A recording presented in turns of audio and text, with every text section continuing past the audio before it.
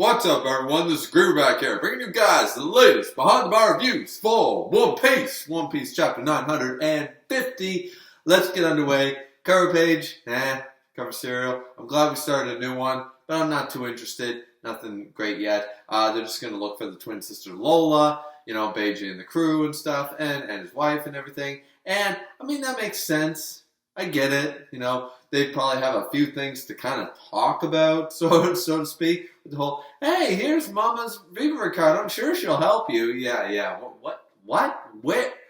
Where was her brain during that exchange is beyond most of the fan base. But that being said, let's move on to the chapter because the chapter. Okay. So, right off the bat, we have Kid. And this is clearly happening. At first, I was a little confused, but then I realized. So, after the initial exchange at 9:49, Luffy's basically laying on the ground going like, yeah, the disease didn't affect me. Yeah, it totally affected me. Kid does pick up the handcuffs and stuff, and he does release himself, and he talks to Luffy, and he says, so you're serious? You're really going against Kaido? And Luffy goes, yeah, you want to come too, dude? He's like, are you crazy? Look at what he's done. Look, like, Kid is done with trusting people. He's done with alliances. This all makes a lot of sense because remember, not only like Apu, where the, and all that stuff, and where the hell he's at, but Hawkins betrayed them for Kaido.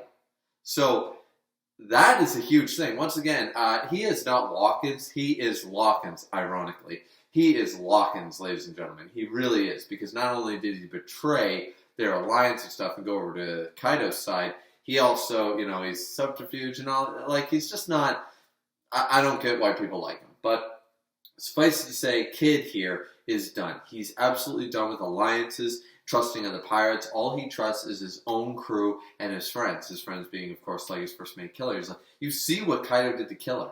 I am not going to help. Now, I think we can all surmise that Kid is going to be in the final battle. Kid and Killer are going to show back up with the Kid Pirates, and they are going to wreck some shit, but they're not going to be part of the actual alliance, the Mink and the Samurai and stuff like that. They're not going to be part of the plan. They're just going to storm Onigashima when the going gets tough, the tough get going sort of mentality. When they see a weakened state after they've done a lot of damage, they'll jump in, and start attacking.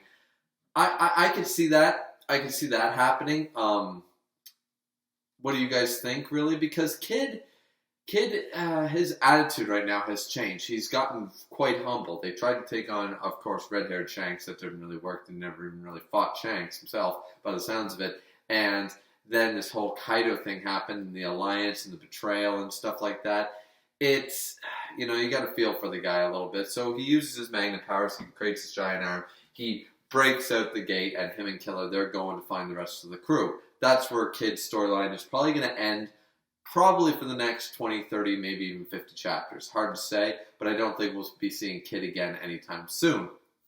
After this, we jump over to the prisoners in Udon, and it's Hyogoro the Flowers who realizes that something's missing here because they've regained their senses. They've regained, after Luffy's speech and stuff, and after his show of bravery, they regained their honor of what it means to be a man, woman, samurai of Wano, right?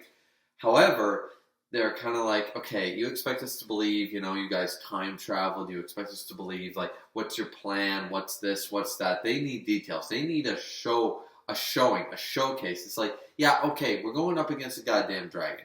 We already know how that went last time, so what's your plan, and what happens after that? They need that showing. So Hyogoro realizes this. They make fun of Raizo a little bit, like Raizo tries to explain, and they don't understand the concept of piracy like we do in the One Piece world, right? Because Wano is an isolated country. Very similar, once again, Oda took inspiration from Japan that wasn't that long ago, closed border policy. There wasn't really a lot of outside news, so things were very foreign. It's a very foreign concept. A lot of things that are hundreds of years old may or may not be very foreign to the Wano people. So in this instance, we have people going, oh, well, Kaido's a pirate, Luffy's a pirate, so that Straw Hat Boy's actually a pirate, isn't he evil? And they go on that line and they try to figure that out, and Ryder's like, listen, guys, the sea is a very vast place, and there are many types of pirates, you don't understand, and stuff. And they're like, no, we think we do understand, It's kind of like teaching an old dog new tricks. Like, have you ever talked to someone in their late 40s, early 50s, and tried to introduce them to a new concept? For every person, for every grandfather that actually uses an iPhone, there are some people that still go, I don't understand this touch screen technology stuff, whippersnappers. I hate these old new electronics. Back in my day, that is basically what I gathered from this. For every single person that you have that is innovative and stays up with technology, you have those people that are still caught in 1995 and do not understand the concept of the technology boom. So in the same sense, I get where the wanted prisoners here are coming from. They're thinking, our only knowing thing about pirates is the Beast Pirates, and they're evil, conniving people. So they don't understand that there's multiple different, So that makes total sense to me, and I'm fine with that. Then after this, like Hero, as I said, he's having his inner monologue going, they're missing something here. The prisoners, they've regained their senses, but what can we do? We need to still grab them and hold them here. We grab them, now we got to hold them here, hold them to the cause. We jump over to inside one of the prison, secluded areas, and we see Luffy. That did affect him. We knew it was affecting him, but he's laying there. I mean, his hair's standing up. He's mummifying. He's just like, I have a fever. I think I'm dying. This sucks. And he's like, I'm sorry. Please help me. And Chopper is pissed. Chopper is sitting there like, you stupid idiot. You better apologize to me. Doesn't affect me, my ass, my reindeer horns, it doesn't affect you. Are you insane? Are you crazy? You can't keep doing shit like this. You are still only human. And it's like, I'm sorry, Chopper. It's like, oh my god. So Tom and Momonosuke are there as well. Of course, Luffy's still making fun of Momonosuke because Momonosuke's standing there. Well, you might be kind of an idiot, but you did a good job. And Luffy's like, you're the real idiot here, you freaking coward, blah, blah, blah. And at the end of the day, Momonosuke basically gets been thrown out sort of idea into the crowd, and all the prisoners see Momonosuke. And there's Momonosuke, and all the prisoners, all of a sudden, they know who he is, they recognize it. And once again, they don't believe in the time travel thing, or at least some of the prisoners didn't believe in the time travel thing, calling Raizo like, Raizo, you've always looked like you're 45 years old, so you don't look any different now, sort of idea, right? And then here with Momonosuke and stuff, they see it, they see the image of Odin, they see the Kozuki clan. And Momonosuke recognizes this. He realizes that because all the prisoners bow, and like Lord Momonosuke, they are not loyal necessarily to Momonosuke. He recognizes this. It's like, they don't really care about me. They care about what I represent. As far as they know, the last living member of the Kozuki clan, I represent their love for my father. I represent Odin. That's what he's representing right now. 20 years was a long-ass time. And here's the reflection, the ghost, the image of Odin back once again in a different way, but still that's who they're seeing. Momonosuke recognizes this. Hero the Flowers realizes that, that's what they needed. They needed that figurehead. They need the one who is not an outsider. They need, like, the 9 red chiefs, that's fine, but they need to know who's going to replace the shogun. They need that figurehead. You always need the figurehead in war to win the day. There's no point in fighting a war where it's like, yay, we toppled the government, now what do we do? Sort of idea. You need that, like, we're going to restore the kingdom. We have the heir to the throne here. We're fighting for her or him or the other person, right? We have that person. That's the type of idea that they needed that. And here we're seeing it in full force. But it's good on Momonosuke to recognize what the prisoners were looking at. Not at him, but past him, sort of idea. So, very, very interesting chapter. Very,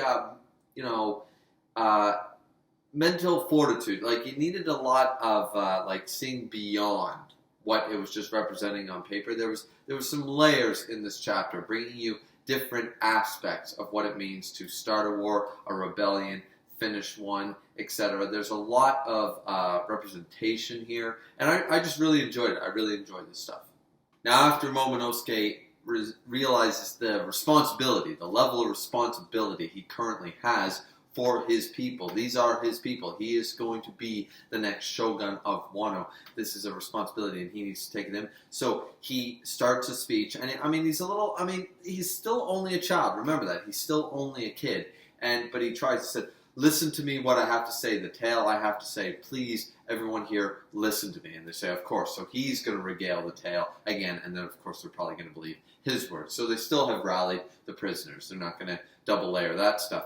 Kawamatsu realizes at this point, he's like, Momonosuke's free, go figure, this is good. Hyogoro of the Flowers realizes this is what they needed, and Kawamatsu says, there's somewhere I must go. So, whether it's looked for Hiyori or whatever, but Kawamatsu has something to do. Maybe they'll go look for Denjiro, who knows, right?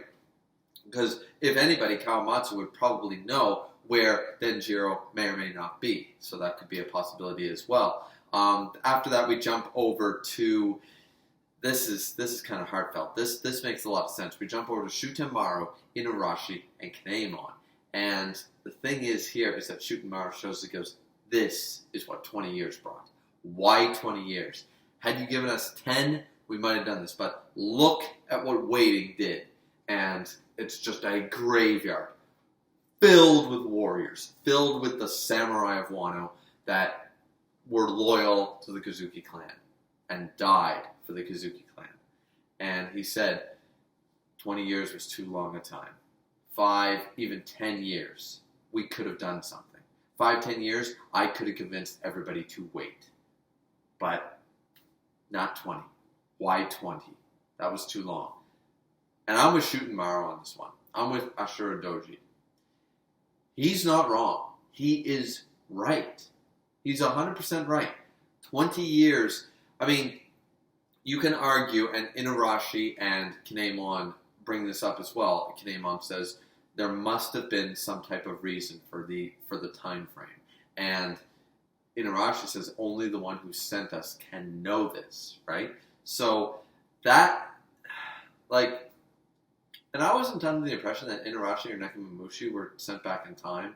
So why is he saying that? And that might be just a translation thing, but I was pretty sure Inarashi and Nekomamushi were some of the people not sent. So, but I could be wrong about that. I could be remembering that wrong. Anyways, point of the matter is that no, that I'm with Shutemaru on this one. Like, a lot of people have made the theory that, like, well, they had to wait for the, like, Lady Toki knew about, like, Luffy coming and stuff like that, and Luffy was necessary or something like that. The future Pirate King was necessary. The times needed to have changed for this to be necessary, right?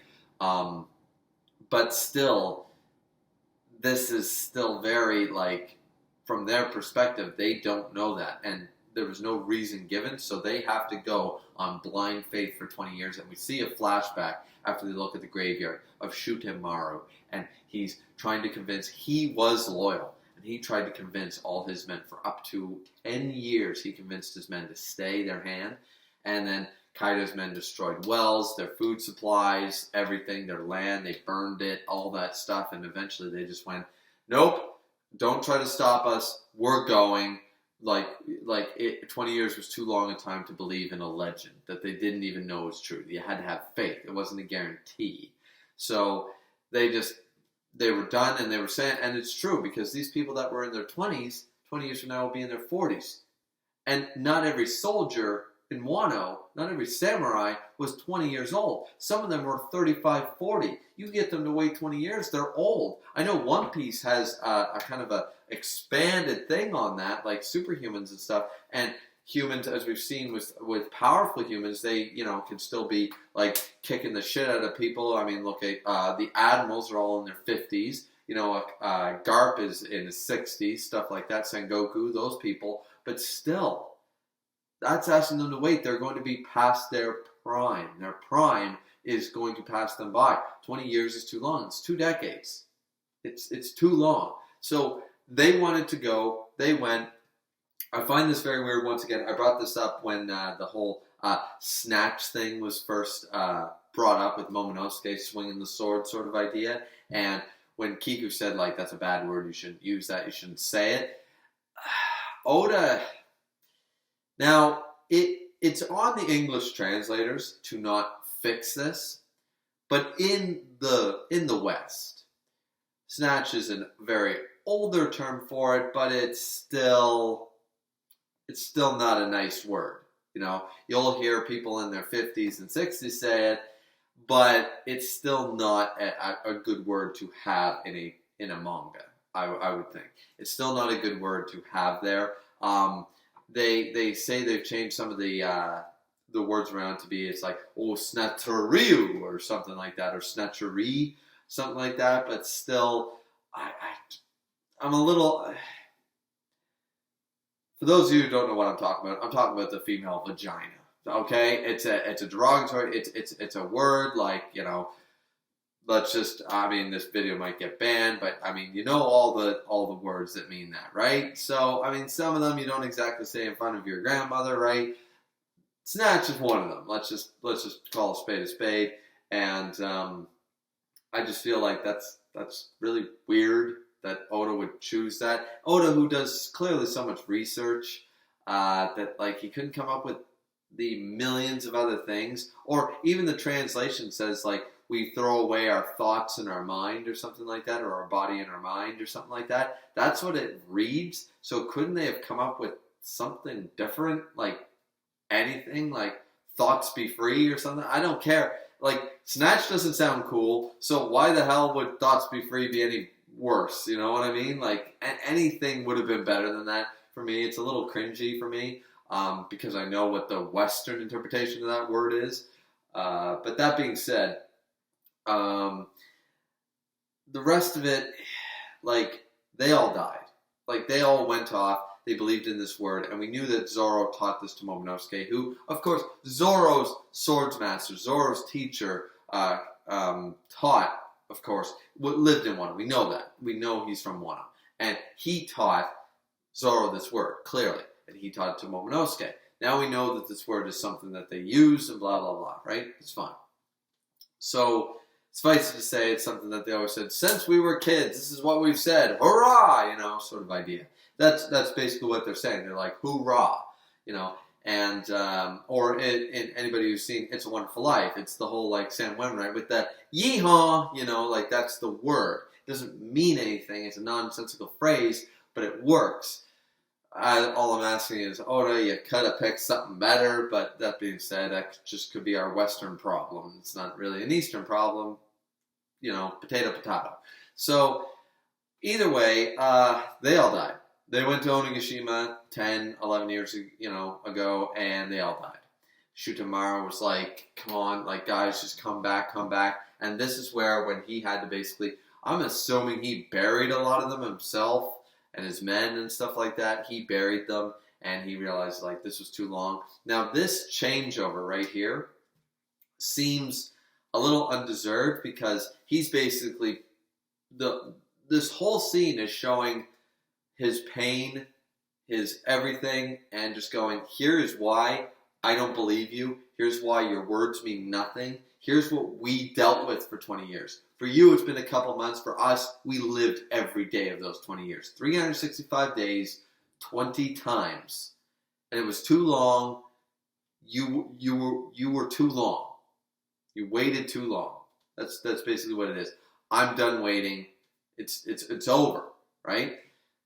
So the whole scene is interpreting, that's the way I interpreted it.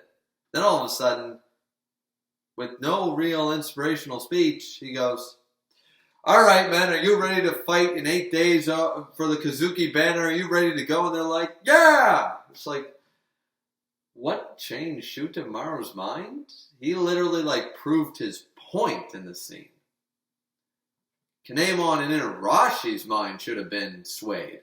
Not Shutamaru's. I don't really get how Shutamaru's mental state, his anger, or his his whatever you want to call it, was changed so quickly or dissipated. I'm trying to figure that out. Post in the comment section down below if you guys can come up with a good reason. Either way, what they end up doing is Inarashi and Shutamaru, they're like, yeah, we're old guys. And once again, this is why Inarashi saying like the one who sent us can know. She didn't send you anywhere, Inarashi. You weren't sent back in time. So Shutamaru and they were like, yeah, Kanemon, we're 20 years stronger than you. You're so weak, ha ha ha ha. And so they're starting to get that 9 red chiefs. They're starting to all come together again. They're starting to be partners again. This is really nice and good. After that, we jump over to 2 more scenes. And I know this review is running a long time, guys, but this is a really big chapter. There's a lot to unpack, a lot to talk about. The last 2 scenes, of course, including Zoro, and the scene after that, including Law. So we'll get onto that right now. So as I said, there are 2 scenes left, and I mean, one scene being basically a page, but the first scene is with Zoro and Hiyori. They're still on the run, and Zoro is looking pretty tuckered out here, and he's actually asking, how many men are in this damn ninja army? So they have been chased. He's slaughtering ninjas left, right, and center, cutting them down. Remember, he's only got 2 swords. He's 2-sword style right now. So not that these fodder ninja or anything for Zoro, but this is also the country of swordsmen, ladies and gentlemen. So if anybody's going to push Zoro, other than like people like Mihawk and Yonko commanders and stuff, it's going to be people in Wano, like, let's just call a spade, right? You know, where all the swordsmen come from, sort of idea, right?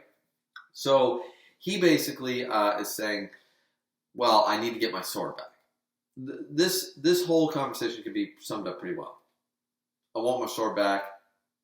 Hiyori says, I'll guide you to the bandit bridge. And he's thinking about it. And he's thinking about Yukimaru. And he's like, okay, I need to get Shusui back. You know, my belt is too light. He needs his 3 swords. And anything outside of Shusui probably will not do, sort of idea, right? So he lays back down. He's like, oh, all right, I'll just take a little breather until the next ninjas come after us.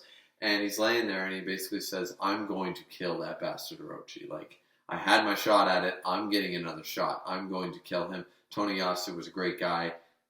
I'm killing him for that reason alone. Like, screw one. Like, Zoro literally just wants revenge for Toniyasu. Forget the implications of killing the Shogun of Wano right now. He's killing him for Toniyasu's sake alone. And I'm like, that's why Zoro's the best. That's why Zoro's awesome.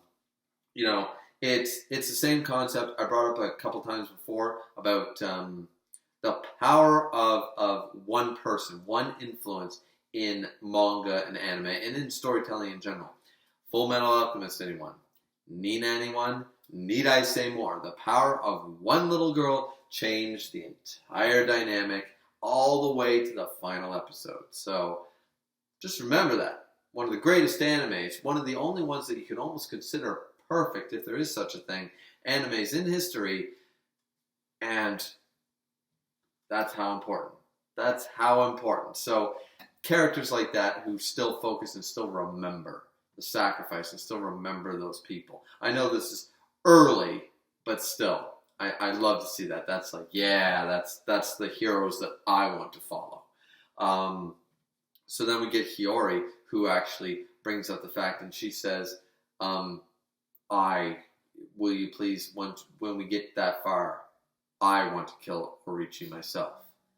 And Zoro kind of silent, looks at her, he's kind of serious-eyed. And that's where we cut away. I'm like, no, Oda, I need to know what Zoro's response to Hiyori saying that she wants to be the one to kill Orochi.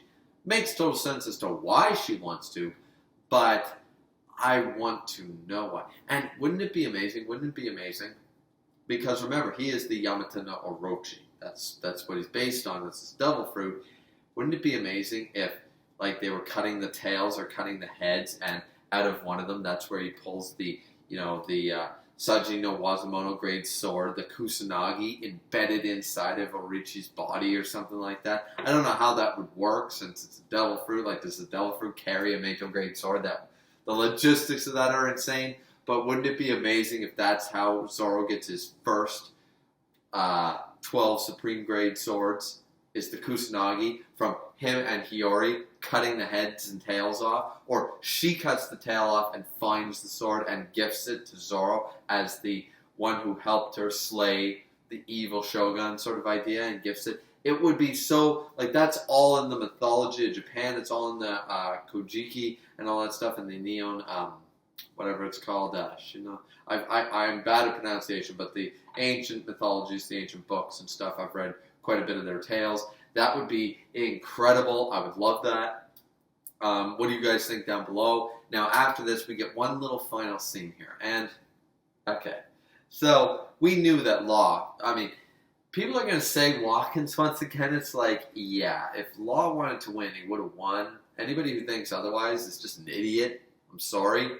If you think Hawkins can beat Law, I don't know where your head's at. I don't know what you've been reading for 950 chapters. I don't know what you've been reading for over 20 years.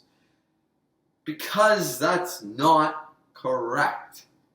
It's just wrong, you know? It just is. I'm sorry. They aren't on the same level. They never have been. They never will be. Hawkins would have lost to Zoro in a one-on-one fight. So I don't know the whole Watkins thing there. And he would have lost, as Law demonstrated when he had that basket on his head. He's like, oh, I figured out your trick. Bang. Like, the thing is, Law's smirking here in the jail cell.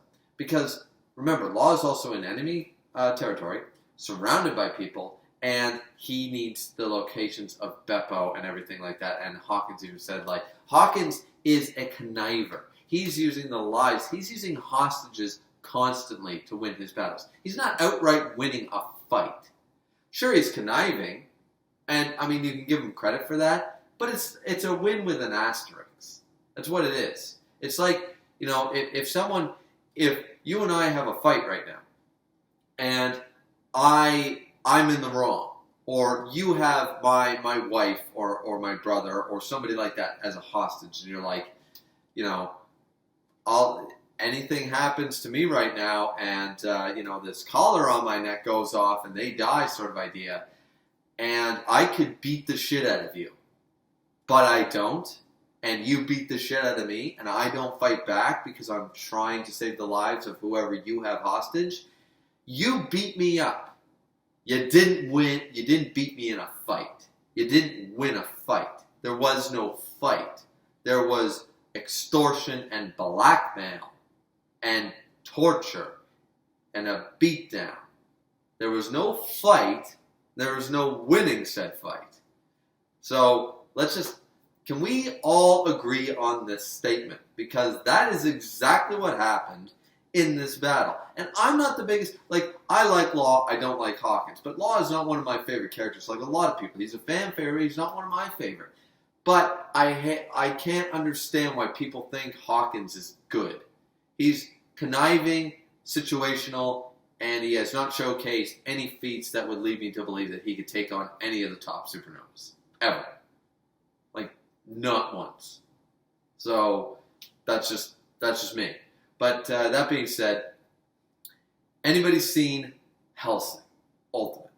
Anybody seen Hellsing Ultimate? Abridged by Team 4-Star. Go check out their channel. Because Law's face right here, so Law's behind bars, we see his face, final page of the chapter, looking like a badass, smug as all hell, and they're like, alright, we know that Straw Hat and you and your pirates and everything are connected. What are you plotting? We're going to torture you and find out, sort of idea. And you're going to spill the beans, and Law's just smirking at him, all bloodied up and stuff, and he's just looking at him like, yeah, right. And the reason I bring up Hellsing Ultimate and Hellsing Abridged is, this video might get taken down for this, but this is basically Law's response, or it will be Law's response, his sarcastic ass to Hawkins in the next chapter. All right. What you do is you go down to the local pharmacy, ask for something called Viagra, and it'll help you go fuck yourself! So yeah, a little graphic, but it gets the point across, I think, right? That is literally Law's smug ass face right now is such a Jane Valentine sort of, he is going to troll. There has not been troll levels like this since Sosuke Aizen and Bleach. There has not been something this good. And if Oda misses the ball, if he misses the ball, if he drops the ball on this one, right? If he doesn't hit it, if he drops it, if he doesn't throw it right, I can't know how he'll miss this, because this is the setup for the biggest trolling moments in all of One Piece for such a long time. It'll be so good. I'm so looking forward to it. That's the end of the chapter. What do you guys think is going to happen? What do you think of the chapter? What do you think of the review? Love it? Hate it? Like, subscribe, comment. Anyways, this has been Griever with your Behind the Bar reviews for chapter 950 of the greatness that is One Piece. We will see you guys next time. Behind the Bar reviews. As always, subscribe, drink responsibly. See you next time.